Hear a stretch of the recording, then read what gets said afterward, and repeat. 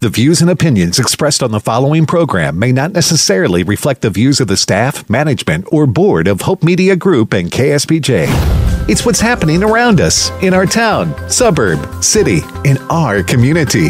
It's Community Beat with Kim Kasi McKee on 89.3 KSBJ. Well, hello and welcome to Community Beat, where we're keeping you tuned in to the topics that are impacting our local communities and helping them thrive. I'm your host, Kim Kasi McKee, and today we're raising awareness for an organization with a mission to unite and mobilize churches to multiply their impact. And boy, are they doing an amazing job. Our guest today is Reverend Dr. Jeff Schultz, who's co-executive director of Houston Responds. Well, welcome, Jeff, and thanks so much for joining us today. Thank you, Kim. It's great to be here. So, Jeff, for starters, tell us a little bit about yourself and how you became involved with Houston Responds. Sure. So, Kim, I'm from Seattle. My wife is from Houston. We met in seminary in Los Angeles and then pastored together in churches in Texas and then Seattle before moving to Houston in 2017. In Seattle, I got involved in collaborative efforts with local church pastors in downtown Seattle, working together in the city to try to make an impact and to do that together. And that kind of prepared the way for what God had in store for me when we moved to Houston. So we happened to move to Houston a week before Hurricane Harvey hit. Oh, my goodness. Which it was a rude introduction to Houston. But I met some pastors at that time and some church leaders that were working together to help their churches respond to the disaster and then to start working in long-term recovery. And then some leaders that saw that happening and said, hey, we need to help that happen even more across the city. And so I got involved in that, and here I am. So was that kind of the birthing of Houston Responds? How did that organization get started? The natural answer is that it started at Hurricane Harvey, but I would say that the seeds were really planted a couple of decades before that. Sure.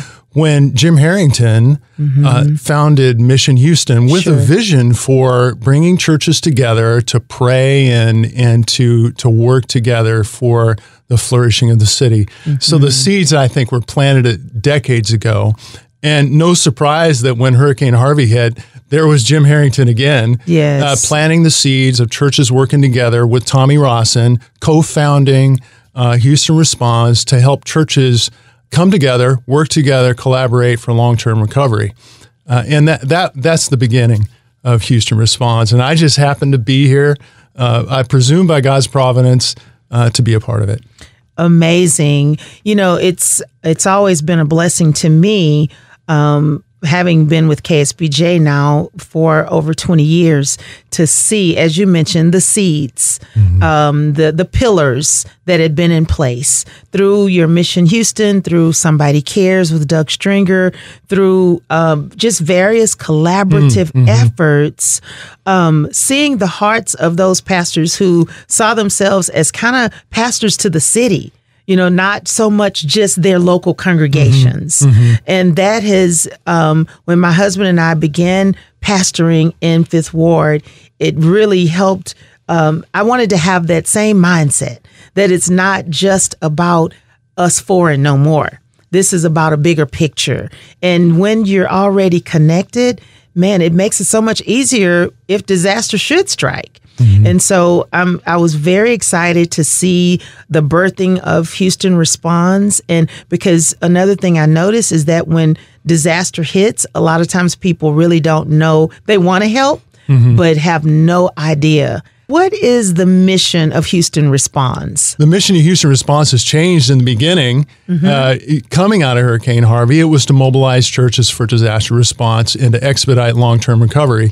And that was the focus for several years. Sure. But those that funded us in the beginning had a vision beyond that, just disaster response. But, you know, helping churches repair homes, but also build coalitions that would eventually expand to a broader scope of meeting other critical needs in the community. What really expedited that was the pandemic, because home repairs came to a screeching halt. because volunteers weren't coming out anymore. Right. And the new needs that seemed most immediate were things like food and masks. And so these church coalitions that had been birthed out of Hurricane Harvey pivoted to start to meet other community needs that were immediate. And then that just kind of opened the door to eventually changing our mission and broadening it to what it is now, uniting, empowering, and mobilizing churches to multiply collective impact on critical needs in their community, whatever they might be. So that's our mission. What it looks like to us is what we call our vision, which is a coalition of interconnected churches and partners, including nonprofits and other entities, whether they're civic or for-profit, government entities, in every community of Greater Houston, working together, loving their neighbors, and transforming their cities. Why is this needed? Ideally, I think as a body of Christ, we would be doing this just naturally and organically. But churches tend to work in silos, not because they want to. It's that's just the way it kind of works out, practically speaking. There just needs to be a mechanism to help them do that. They want to. It's just practically difficult. And so what we try to do is provide a mechanism. The other reason is that study after study has shown, Kim, that social problems are not solved in isolation. We need to collaborate to make a difference. And what that requires is a backbone organization, an organization whose purpose is to connect the dots, to bring churches and other partners together to collaborate. And that's what really leads to transformation. Here's another example that's more citywide. There's a church that would probably prefer to be unnamed that had corporate donors and a warehouse, but only 3 partners to move these gifts in kind from these corporations. And they were only able to move 1 semi-load per quarter. But we got together and connected them with churches, and they soon had 70 partners distributing 12 semi-loads per quarter of over $4 million of gifts in kind to over 300,000 of our Houston neighbors in need in the name of Jesus. So it can be local, it can be citywide, and either way, we're glad to be a part of it in our city. If you're just tuning in, I'm speaking with Dr. Jeff Schultz, who is the co-executive director of Houston Responds. They're a ministry that really helps to unite and mobilize churches to multiply their impact. Jeff, tell us, what difference have you seen that it makes when a church that maybe had been functioning operating in a silo, who's now collaborating with other churches and other ministries? The difference, in short, that it makes is that a church that's working in a silo that begins to work with other churches in a local coalition gets to know, the church leaders to begin with start to get to know each other. Right. Which is unfortunately unusual for a lot of church leaders. Yes. In fact, there's a statistic out there that 72% local pastors don't have any close friends. So it's not unusual. Right.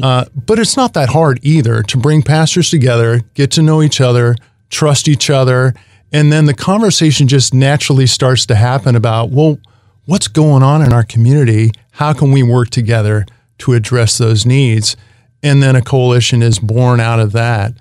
So typically what happens when a coalition is formed is relationships develop, needs are identified, and then a work group forms of, some leaders that are passionate about something, and they start to work together to identify needs, resources, and ways that they can collaborate and invite churches and volunteers to work together to address a need.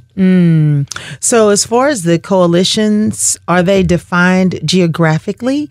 Or can just say if a church, someone that's listening now, what would be that starting point if they wanted to say, wow, this sounds great. I'd love to find a coalition in my area. How would they get involved like that? Go to our website, take a look at where the coalitions are, which are geographical. And like our vision says, it's to have a coalition of churches that covers every neighborhood in the city, working together locally and citywide. So if you're a leader of a church or a member of a church and maybe want to share what you're hearing with your church leadership, the first thing to do is go to the website, take a look, see where the local coalition is that's nearest to you, and reach out.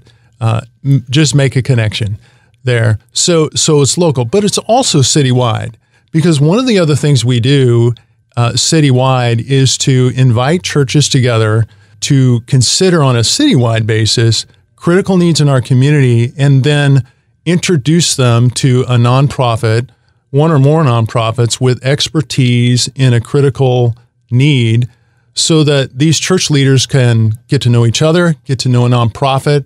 They don't have to reinvent the wheel, and they can work together with people who already know what they're doing to address a community need. So we do that through what we call Flourish Forums. Again, if you go to our website, you can look at Flourish Forums that we offered last year, focused on needs like underperforming schools, poverty, refugees, foster care for vulnerable children.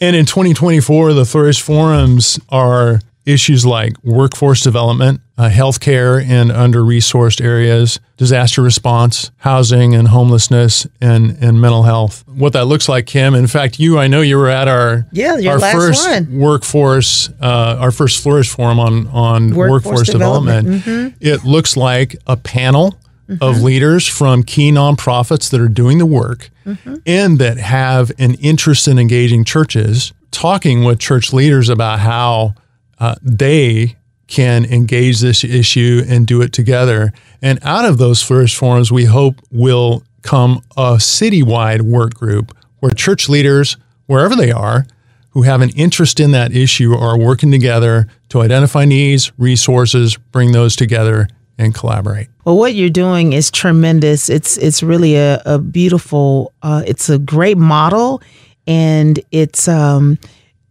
wonderful opportunity, like you said, to bring the churches and the nonprofits together for the issues that are resonating in their communities. So once I signed up for the first one, they kept coming in a string as far as there was an opportunity to sign up for subsequent ones. And I did. And so I definitely encourage church leaders, nonprofits to go to your website, because I love the fact that Houston Responds is a convener, a facilitator. You're helping, you're in a position of neutrality to bring these churches and nonprofits together in a way that, as you've stated, we don't have to reinvent the wheel. And then if a disaster, God forbids, does strike, we have all of the mechanisms in place. I know that so much of what we're talking about has to do with collaborations.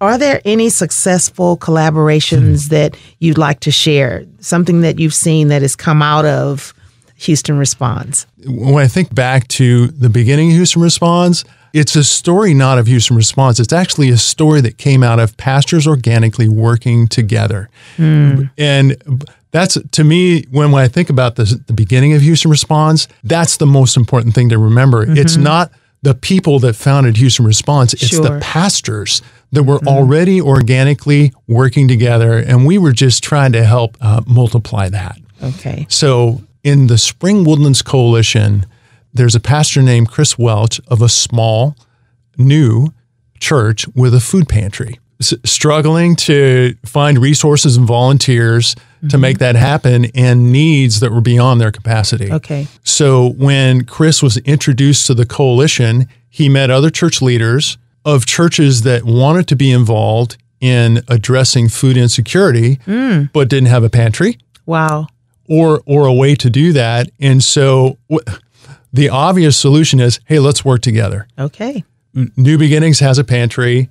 Another church has volunteers. Another church has resources, whether food or money, all coming together on various days that Chris has his food pantry, multiplying the impact, and then getting connected with a nonprofit that's part of that coalition that has resources to donate for equipment, which purchased $20,000 worth of refrigeration, which multiplied the capacity of that food pantry. So wow. It's just a great local story about how yes. church leaders and nonprofit leaders come together to multiply the impact in their community. That is amazing. And I know you all are preparing for something that is really going to be a beautiful demonstration of what the heart of Houston Responds is all about, called Good Neighbor Days. Tell us about that.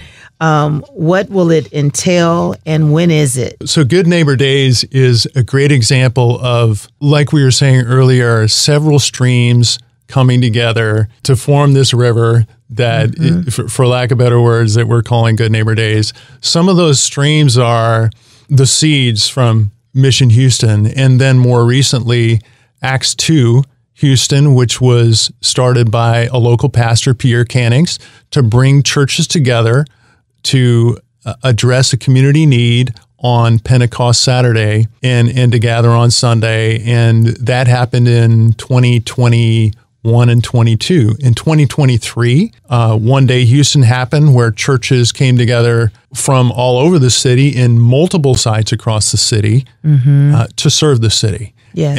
And at the same time, Houston Responds is on an ongoing basis doing the very same thing. And several other organizations like Union Baptist Association and Houston Church Planting Network have, as part of their purpose, starting churches, supporting churches, and helping those churches serve the city as well. This conversation just kind of came together through relationships. And the conversation was about, what can we do together to continue this movement of churches collaborating to serve the city in a way that's sustainable over the course of many years. So that was the birth of Good Neighbor Days. And I love it that it comes out of a collaborative effort. Absolutely. So you mentioned the collaborators are Houston Church Planting Association, Union Baptist Association, Houston Responds, and One Day Houston. One Day Houston and Acts 2. Acts 2. Right. Excellent.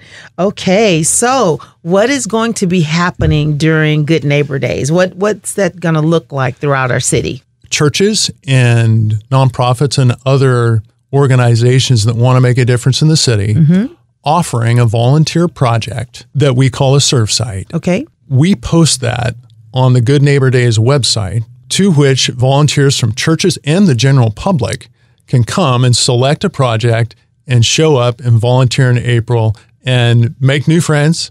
Okay. Serve the city, love their neighbors, and make a difference. So that's what it looks like in the month of April. So in the past, it's been one day through Acts 2, various days that Houston Responds does, and the one day last year with One Day Houston, and this year it's going to be over the course of a month. So there are plenty of options, days, times, places for anyone who wants to make a difference in their city to come out and serve. Wow. So what is your greatest need right now to help facilitate what's going to be taking place in April? Churches and other organizations that would like to host a serve site. Okay. That would like to host a volunteer project. It could be something they're already doing in April and they just want to offer it to a larger audience. Okay. It could be something they'd like to try that's new. It could be with a new partner. It doesn't have to be a heavy lift. Sure. It's an opportunity to invite volunteers to make a difference.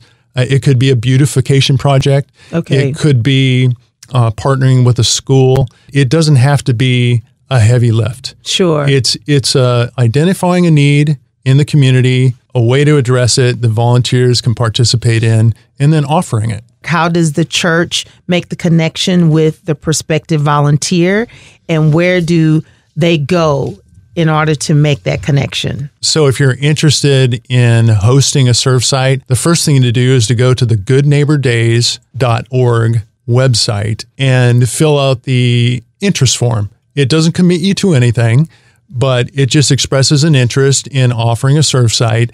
And then someone from the Good Neighbor Days team will quickly follow up with you to talk through what that might look like for you. And then you'll fill out an intake form to share the information about your service project in April that can be loaded on the Good Neighbor Days webpage, which will be launched on February 29th. And then the public will be made aware of these opportunities and be able to select their project and show up and volunteer in April. In the meantime, we'll be providing serve site leaders with the material they need and the social media assets they need to communicate the opportunity to their followers, and then we'll be communicating the opportunity to the general public.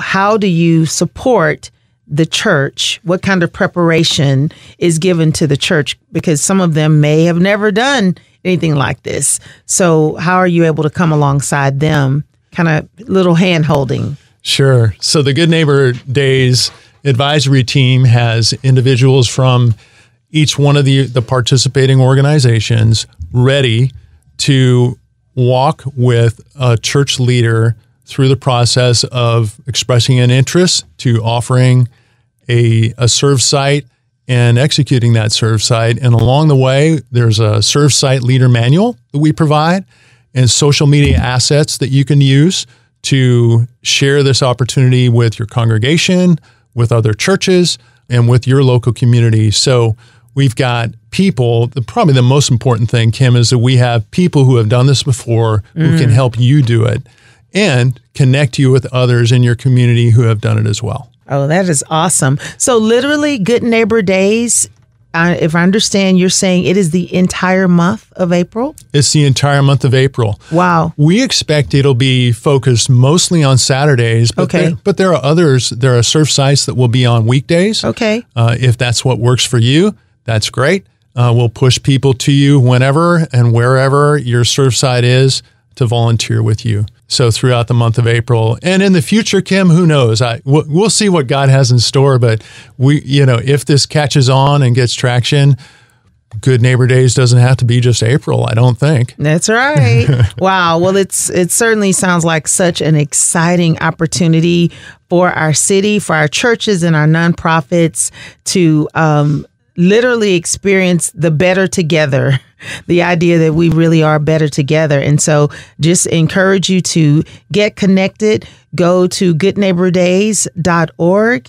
And Jeff, just let us know. I know we've been talking about Good Neighbor Days, but also let us know because, again, Houston Responds is here just on an ongoing basis. How can people connect with Houston Responds? How can the community support your ongoing efforts throughout the year, whether it's disaster relief or other things that you're doing? The first thing I would say is just love your neighbor.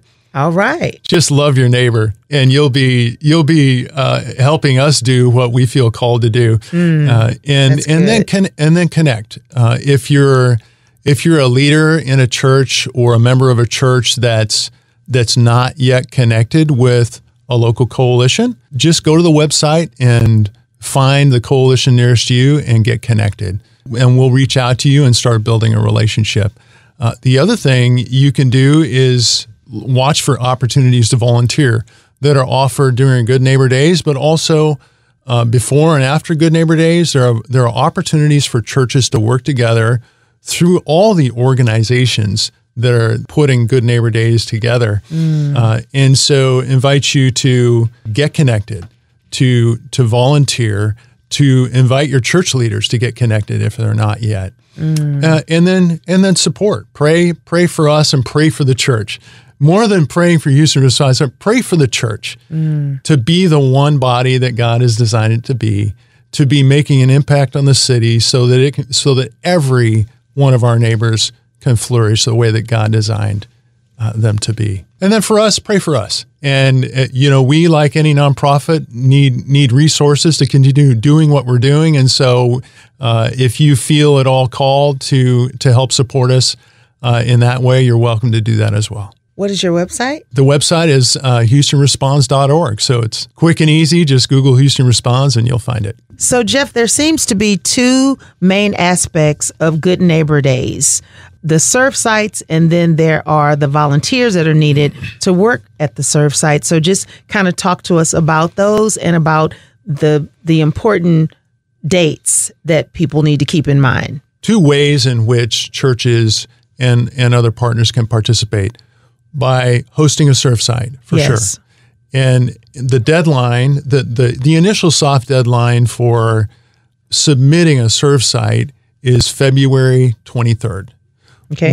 And that's for the purpose of launching the serve site webpage to the public a week later on February 29th. We'll still be receiving serve sites after that into mid-March. And then beyond that, we'll be getting ready for Good Neighbor Days in April. So February 23rd, initial deadline to share a serve site. And then on February 29th, we'll launch it. And that's when churches can begin to publicize the opportunity to volunteer. Okay, excellent. So beginning February 29th, churches and individuals who want to work at a serve site, they can go to the website goodneighbordays.org and literally complete the interest form or whatever. That's right, Kim. All right. Well, we're so excited about this amazing collaboration of all of these organizations coming together, literally just show and share the love of Christ with our great city.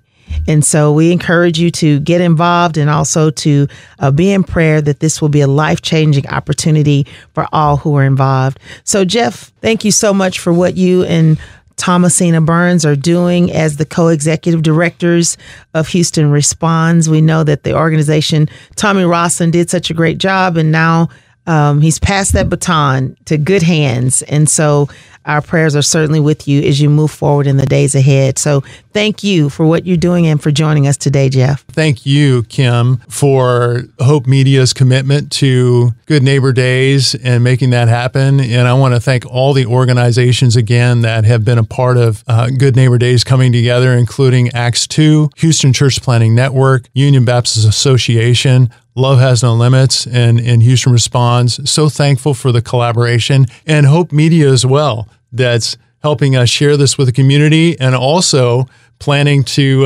offer serve sites as well. So we appreciate you and your commitment to helping make this happen. Thank you. You're certainly going to hear us talk a lot about this on KSBJ and also on Vita Unita. So do stay tuned in the days ahead. So again, thanks again to our guest, Reverend Dr. Jeff Schultz, for joining us. And to learn more about Houston Responds, you can go to houstonresponds.org, or to find out more about Good Neighbor Days, you can go to goodneighbordays.org. Is that correct, Jeff? That's great. Awesome. And as always, thank you to our wonderful audience for joining us, and we hope you'll tune in again next week for another edition of Community Beat. Thanks for joining us for Community Beat with Kim Kasi McKee. Join us every Saturday morning at 5:30 on 89.3 KSBJ.